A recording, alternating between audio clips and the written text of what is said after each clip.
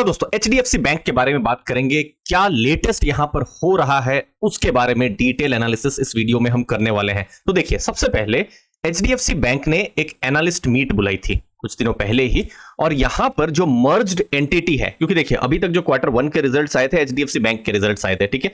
अब वो कुछ मर्ज्ड एंटिटी, मर्ज्ड मतलब क्योंकि एचडीएफसी लिमिटेड का मर्जिंग हुआ है एचडीएफसी बैंक के साथ, तो उनके नंबर आए हैं और वहां कुछ नेगेटिव सरप्राइज आ गए हैं। तो सबसे पहला जो नंबर है जो हमारे आपके सामने, वो है नेटवर्थ का या बुक वैल्यू का। अब इसको मैं आपको समझाता हूं ये क्या होता है। तो देखिए, अगर बहुत सिंपल में इसको समझना है तो ये होता है एसेट माइनस लायबिलिटी। चलिए हमारे आपके घर की बात कर लेते हैं। समझ लीजिए आपके पास 4 करोड़ के एसेट्स हैं, ठीक है। ये बहुत सिंपल में मैं समझाने की कोशिश कर रहा हूं। 4 करोड़ के एसेट्स में आपका हो सकता है घर आ गया, गोल्ड आ गया, स्टॉक मार्केट में इन्वेस्टमेंट आ गया, फिक्स डिपॉजिट, सब कुछ आ गया, ठीक है। 4 करोड़ का आपके पास एसेट्स है। लेकिन सोच लीजिए आपने 1 करोड़ का, 1 CR का आपके ऊपर डेट भी है। हो सकता है आपने होम लोन लिया होगा या फिर पर्सनल लोन या कार लोन लिया होगा। तो ओवरऑल आपके एसेट की वैल्यू 4 करोड़ हो सकती है, लेकिन 1 करोड़ का आपके ऊपर डेट या लायबिलिटी भी है। तो टोटल 3 करोड़ आपका क्या हुआ, नेटवर्थ हुआ। अब एचडीएफसी बैंक जो मर्ज्ड एंटिटी है, यहां पर नेटवर्थ इनफैक्ट कम हुआ है, जो कि हम बुक वैल्यू से माप सकते हैं। तो कंसोलिडेटेड बुक वैल्यू 543 था, एक शेयर की कीमत 543 रुपीस की थी नेटवर्थ, जो अब 536 हो गया है। तो ये बढ़ा नहीं है, इनफैक्ट थोड़ा सा यहां पर एडजस्टमेंट हुए हैं, गैप एडजस्टमेंट और दूसरे एडजस्टमेंट्स हुए हैं, जिसके कारण से ये नेटवर्थ कम हो गया है। दूसरी चीज दोस्तों, एनपीए राइज हो गए हैं।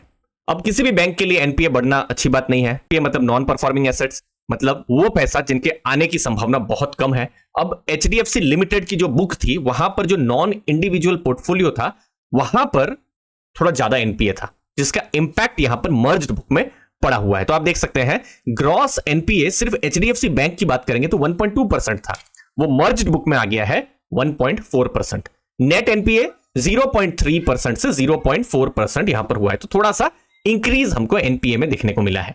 नेक्स्ट कुछ इंपॉर्टेंट नंबर, वो है नेट इंटरेस्ट मार्जिन। दोस्तों, नेट इंटरेस्ट मार्जिन यहां पर कम हो रहे हैं। अब देखिए, जब भी हम बैंक्स के एनालिसिस कर रहे हैं, नेट इंटरेस्ट मार्जिन समझना बहुत जरूरी हो जाता है। तो भी समझ लेते हैं। देखिए, बैंक्स कमाती है, बहुत इंपॉर्टेंट वो कमाते हैं अपने इंटरेस्ट इनकम से। तो सोच लीजिए बैंक ने अपने इंटरेस्ट इनकम से 100 रुपीज कमाया, ठीक है, और इतना इंटरेस्ट उन्होंने कमाया है तो उनके खर्चे भी हुए हैं। तो लेट्स से उनके 25 रुपीज के खर्चे भी हुए हैं। एक सिंपल एग्जांपल दे रहा हूं। अब उसको डिवाइड किया जाता है बैंक के जितने भी एसेट्स हैं उसके साथ। तो सोच लीजिए बैंक के जो एसेट्स हैं उनकी वैल्यू 1000 रुपीज है, तो कितना आएगा 75/1000, कुछ 7.5% का यहां पर नेट इंटरेस्ट मार्जिन। मेरा जो हाइपोथेटिकल एग्जांपल है जो मैं समझाने के लिए बता रहा हूं, उसके हिसाब से जो नेट इंटरेस्ट मार्जिन कुछ 7.5% आएगा। अब बात करते हैं, जब हम लाखों करोड़ों की बात कर रहे हैं, एचडीएफसी बैंक की बात कर रहे हैं, तो ये नेट इंटरेस्ट मार्जिन जो है ये 4.1% से थोड़ा घट के 3.7 3.8% हो सकते हैं। कंपेयर करेंगे इनके competitors, for example ICICI bank, उनके लास्ट 2-3 ईयर्स से एनआईएम्स इंक्रीज हो रहे हैं और अभी तो 4 से तो बहुत ऊपर उनका एनआईएम हो गया है। और एचडीएफसी बैंक के केस में एनआईएम पर थोड़ा प्रेशर देखने को मिल रहा है। अब आपका क्वेश्चन हो सकता है कि एनआईएम क्यों डिक्लाइन यहां पर हो रहे हैं।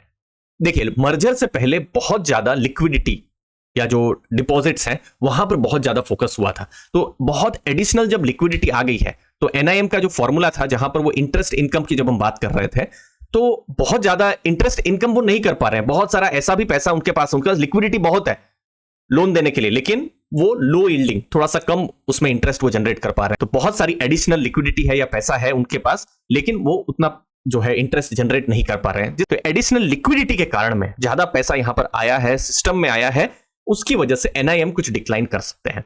नेक्स्ट, रिटर्न ऑन इक्विटी, ये भी थोड़ा इंपैक्ट हो सकता है 17.3% से 16%।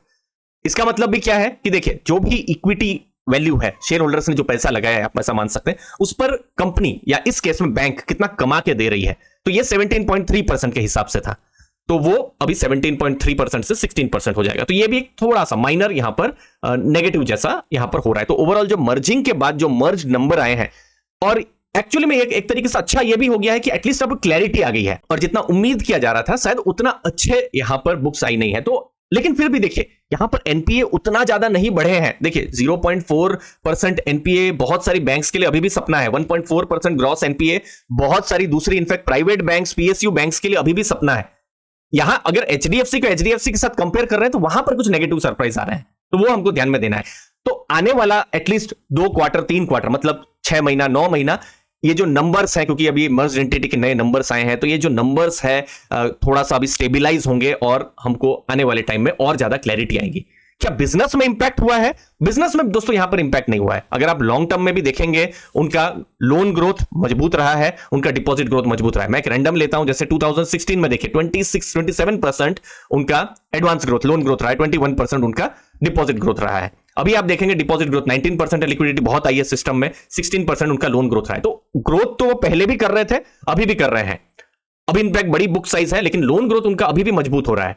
ठीक है, यहां पर एक थोड़ा सा नेगेटिव क्या हो गया कि जितना एक्सपेक्ट किया जा रहा था, जो मैं ब्रोकरेज रिपोर्ट्स में पढ़ रहा था, कि उतना एक्सपेक्टेशन से थोड़ा कम यहां पर जो नंबर्स हैं वो यहां पर आए हैं।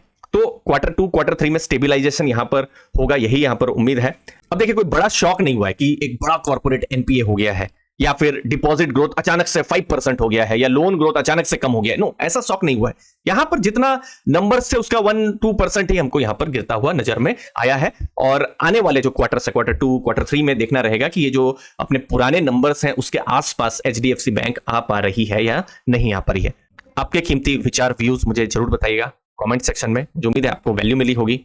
लास्ट में दोस्तों, हमारा लाइव क्लासेस स्टार्ट हो रहे हैं सितंबर 23 से अक्टूबर 5, 8 लाइव क्लासेस होंगे। देखिए, बैंक्स को एनालाइज करना डिफरेंट है किसी पावर कंपनी को एनालाइज करने के कंपैरिजन में। तो हम इन लाइव क्लासेस में सेक्टर एनालिसिस, जहां पर बैंक्स पर फोकस हम करने वाले हैं, क्वालिटेटिव क्वांटिटेटिव एस्पेक्ट्स, फिर चैट जीपीटी की मदद से कैसे आप अपनी इन्वेस्टिंग को आसान इजी बना सकते हैं, उसके बारे में हम फोकस करेंगे। कुछ स्मार्ट स्टॉक सिलेक्शन स्ट्रेटेजीज पर हम लोग बात करने वाले हैं इस लाइव क्लास में। साथ साथ आपको 2 फ्री कोर्सेस मिल रहे हैं। इनके वीडियोस तो आप आज से ही एक्सप्लोर कर सकते हैं। तो 20 से ज्यादा वीडियोस हैं स्टॉक सिलेक्शन और डिविडेंड इन्वेस्टिंग के कोर्स के। इनफैक्ट डिविडेंड इन्वेस्टिंग पर एक स्पेशल क्लास भी होने वाली है। एआई प्रॉम्प्ट्स में आपको शेयर करूंगा, 50 से ज्यादा एआई प्रॉम्प्ट शेयर करूंगा, लर्निंग मटेरियल्स आपके साथ शेयर करूंगा, चेकलिस्ट आपके साथ कि इन्वेस्टिंग के समय में क्या इंपॉर्टेंट चीजें आपको ध्यान में रखनी चाहिए, स्क्रीनर्स ध्यान में रखने चाहिए, उसके बारे में बात करूंगा। स्पेशल डिस्काउंट अभी चल रहा है, गणेश जी करके कोड है, आप 500 रुपीज का एडिशनल डिस्काउंट आपको मिल सकता है। प्राइवेट व्हाट्सएप कम्युनिटी यहाँ रहने वाली है, रिकॉर्डिंग एक्सेस आपके लिए लाइफ टाइम रहने वाला है, मंथली डाउट क्लियरिंग सेशन यहाँ पर होने वाले हैं।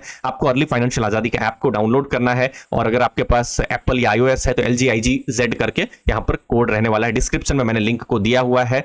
ये टोटल कोर्स 6500 का वैल्यू का है।